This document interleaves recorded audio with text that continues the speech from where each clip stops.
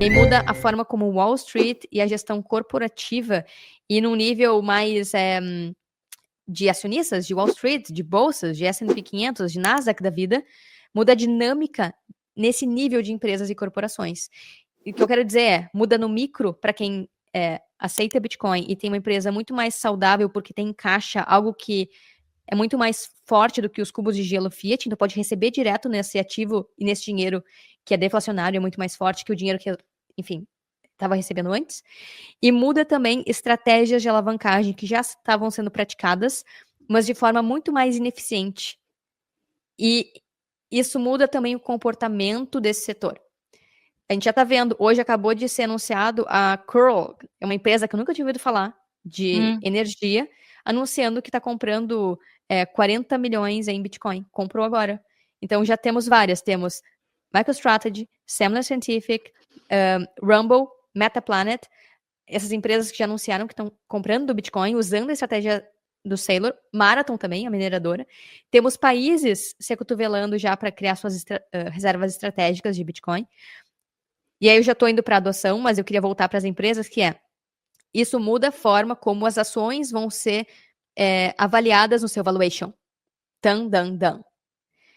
Imagina só se um fator para base, assim, para analisar o valor de uma empresa e projeção de valor futuro é ter ou não Bitcoin. Isso muda totalmente lá as teorias do Benjamin Graham da vida. Não é só tu produzir algo e tu ter aquelas métricas, né, de super Faria-Limer, um PL, o EBITDA, super positivo. Não. Se tu tiver Bitcoin, tu já sai na frente de, enfim, 90% das outras empresas. E é o que tem acontecido, né? A MicroStrategy, antes de se alavancar pra caramba, só de ter Bitcoin, ela já estava tendo as ações muito mais valorizadas do que inclusive a Nvidia em 2024. E quando começou essa estratégia, botando para fora que eles iam diluir as seus próprios acionistas, emitindo mais ações para comprar mais Bitcoin, aí sim, o negócio explodiu. Então, muda não só empresas e gestão no nível básico ali de gestão da pequena e média empresa, quanto nesse nível aí mega corporativo de bolsas de valores e que é, enfim, bem um componente muito especulativo junto. Agora, o Bitcoin, ele é um protocolo open source. E nesse sentido, como que tu enxerga, Carol, que o Bitcoin quebra o modelo de empresas a partir dessa perspectiva de ser open source? E a gente já volta com o Área Bitcoin Podcast.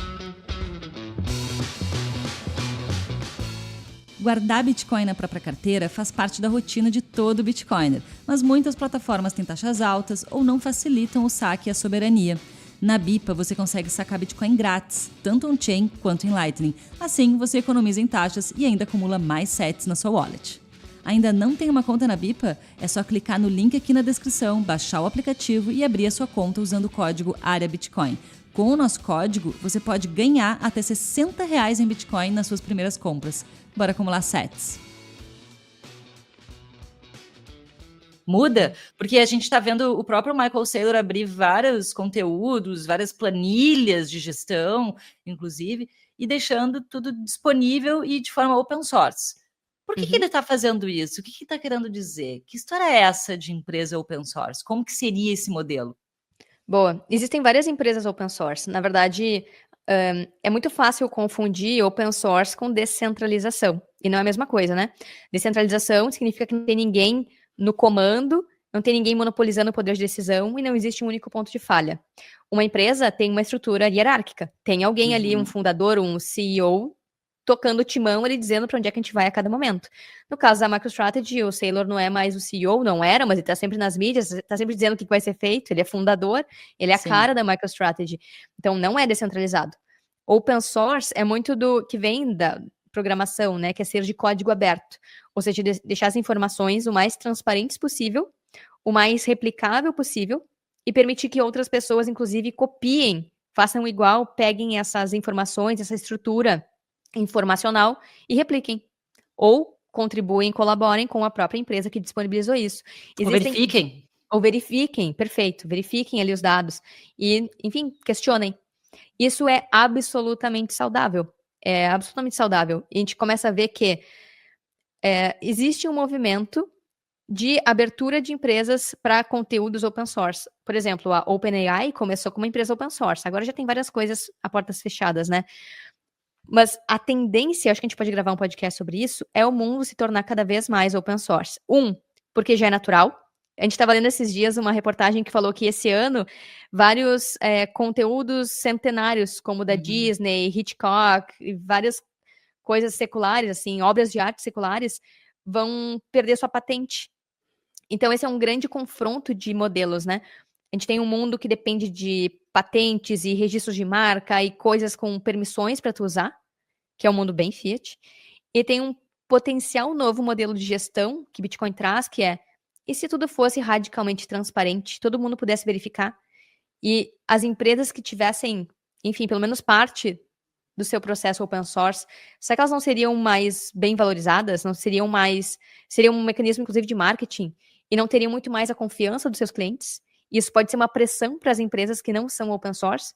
Eu entendo que algumas coisas de indústria exigem segredos, né, industriais para ganhar competição de mercado, porque no fim Sim, de mercado. Eu ia até citar aqui o caso da Coca-Cola. Tu imagina a Coca-Cola disponibilizar a receita, que é um grande mistério, que ninguém sabe, né? Como que a Coca-Cola faz aquilo ali. E tem várias réplicas não, tem vários concorrentes que tentam fazer a mesma receita e não fica igual. A própria Pepsi, né?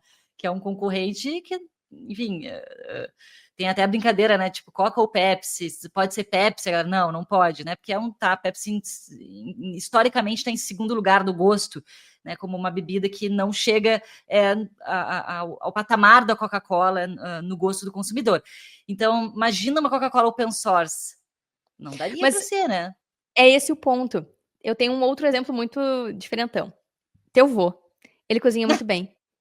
Ele já deu todas as receitas para cozinha bem pra caramba. Ele já deu todas as receitas que todo mundo quer saber. Só que ninguém consegue fazer igual. Peraí. Eu já fiquei do lado dele, pegando a receita e vendo, tipo, quero saber como é que tu faz esse teu molho, essa é uma galinhada que ele faz, assim, um arroz com galinha maravilhoso. Eu fiquei do lado dele para ver qual era a receita, eu vou fazer igual. Não fica igual, cara.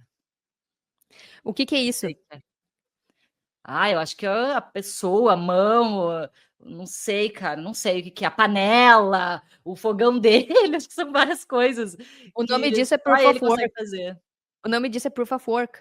Ele tem tanto Proof of Work fazendo a galinhada e outras coisas que ele faz bem, que ninguém consegue replicar, porque ninguém tem ali o ajuste fino de como fazer. É E eu um acho que ajuste fino, isso mesmo. E eu acho que esse é o ponto. Por mais que as empresas abram suas receitas, né, suas informações de forma transparente e aberta, o como fazer é o que é único de cada empresa. E isso, por mais que fale, às vezes tem algum ajuste fino ali que não tem como replicar. Não tem como ter os mesmos funcionários, não tem como ter o mesmo time, não tem como ter a mesma gestão, não tem como replicar um Proof of Work que já foi feito, que é o que Bitcoin nos ensina, né, no seu modelo estrutural.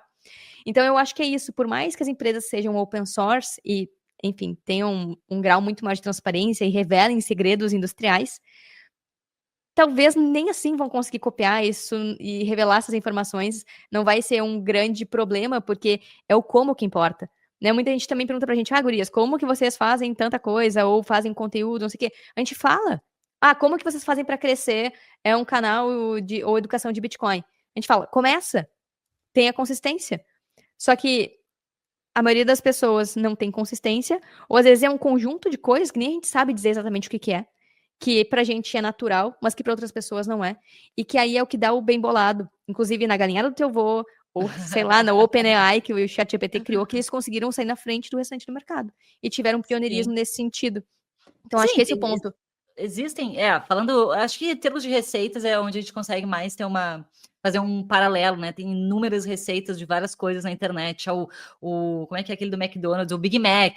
Aí tu vai fazer em casa, não fica a mesma coisa, cara. Não adianta. Tu vai preferir comer o original lá, o Big Mac e tudo mais. E tu pode dizer, tu tem que usar ali, sei lá, o fogão a X graus para fritar o bife. E por mais que McDonald's não seja o preferido de todo mundo, mas enfim, pensa aí uma coisa que a pessoa gosta. Não vai ter o fogão exato, não vai ter a temperatura do ar exata, não vai ter, enfim, o fornecedor de carne exato. Então, é tudo isso. Tá, então a gente está partindo do ponto que concluímos que, por mais que uma empresa seja open source, ela libere conteúdos, libere a receita, né, dela, libere o código e tudo mais, muitas vezes, na maioria das vezes, as pessoas não vão conseguir replicar exatamente aquele produto, exatamente aquele serviço. Só vai trazer Beleza. mais transparência para ela. Então, qual que é o lado positivo disso? Traz mais transparência para a empresa e traz mais inovação, porque outras pessoas podem, a partir daquele produto, às vezes, criar outras coisas, outras ideias. Isso é muito comum nas carteiras, né? As carteiras de Bitcoin que são open source e que uma galera pega aquele código, replica aquele código, mas muda layout, muda cor, muda botão, muda UX, etc e tal, e vai melhorando ainda ou trazendo novas características para um público específico a partir daquele código pré-existente. Então, inclusive, a inovação é muito mais rápida, porque tu não tem que fazer tudo do zero. Perfeito. E aí, o que acontece com todo o sistema econômico? Ele deixa de ser competitivo e passa a ser colaborativo. Tu tem muito mais incentivos para colaborar com uma ideia open source e aquilo ser absorvido pela tua empresa e por outras, do que ficar competindo entre si. Porque se tu não abre, as pessoas não vão verificar o teu código, não vão achar bugs que poderiam ser um prejudicial para tua empresa, vamos supor agora em devs, né, em códigos. Tu deixar open source permite que mais pessoas testem, verifiquem e tu consiga antever possíveis problemas futuros. Vamos falar de uma receita da Coca-Cola, então. Coca-Cola abriu sua receita, alguém descobriu que ali tem um ácido que é, meu Deus, cancerígeno. Tô criando aqui uma hipótese. E que descobriram que ali, se misturar XYZ ingrediente, dá ruim, dá dor de barriga. Entendeu? Então, algumas coisas podem ser antevistas, modificadas, e pode ser uma postura da empresa de boa fé quando faz isso. Isso traz mais confiança. Enfim, desculpa, te cortei porque eu tava chegando nesse... Boa, não, interessante. E o fato de uma empresa abrir também essas informações mostra que ela está num pensamento, tu falou ali de colaboração, né? Tu passa, agora eu vou fazer holística aqui, tu passa a vibrar numa energia de abundância, de prosperidade, que a gente está falando de mentalidade, né? Do que vibrar no medo e na escassez do tipo, isso aqui é fechado, isso aqui é só meu, my precious, vão roubar de mim, eu vou falir se roubarem isso aqui de mim. Então, perfeito. São duas mentalidades diferentes. E aproveito aqui justamente esse gancho para dizer que em breve teremos um curso de Bitcoin open source da área Bitcoin. Estamos super empolgados trabalhando nisso. Spoilers. Estamos super empolgados trabalhando nisso, então teremos aí um braço da área Bitcoin open source. Então, acho por isso que a gente também trouxe esse assunto aqui de quebras de modelos, porque é um assunto que nos interessa bastante e queremos compartilhar. A gente queria muito compartilhar com vocês isso que a gente vem discutindo aqui internamente, como que, de repente, como que Bitcoin quebra o modelo de empresas, traz à tona o open source, e, de repente, para você maquinar aí na sua vida como que o open source também pode ser interessante para você na educação, enfim, nas áreas aí que você atua. Por fim, Carol, temos também aqui um modelo comportamental que a gente já falou, né? Que, caramba, acho que nesse ponto acho que vale um podcast só para esse tópico também, porque a gente vai falar de uma mudança de consumismo, né? De dar um opt-out, de sair da roda dos ratos, do entendimento de como que o dinheiro funciona, de uma busca por uma vida equilibrada, né? Por parar com o sistema de luta ou fuga. Enfim, tem 1000 coisas aqui que a gente já, inclusive, tem podcast sobre isso, se não me engano. Eu vou linkar aqui embaixo, porque a gente está esgotando o nosso tempo de gravação aqui. Mas a mudança a quebra de padrão comportamental é gigantesca. Inclusive, você que está nos acompanhando, escreva aqui embaixo nos comentários como que Bitcoin mudou o seu padrão mental. Tenho certeza que a gente vai ter muitos relatos interessantes de vocês, porque não tem como chegar no Bitcoin sem mudar a sua mentalidade. Bitcoin muda todo mundo, não tem como, e é uma mudança para melhor.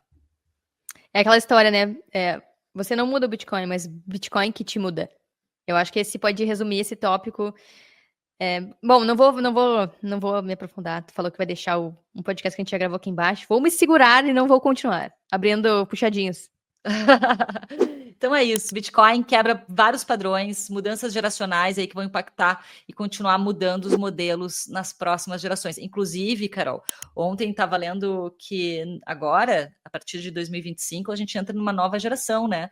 É a geração beta, os nascidos daqui para frente a nova geração. Então o alfa já ficou para trás e agora a gente entra na geração beta, que é uma geração que vem já vivenciando a inteligência artificial, vem vivenciando já experienciando o Bitcoin, né, dentro da sua rotina, dentro do seu dia a dia. Vai ser bem interessante ver como que as crianças aí, essa próxima geração vai lidar com tudo isso.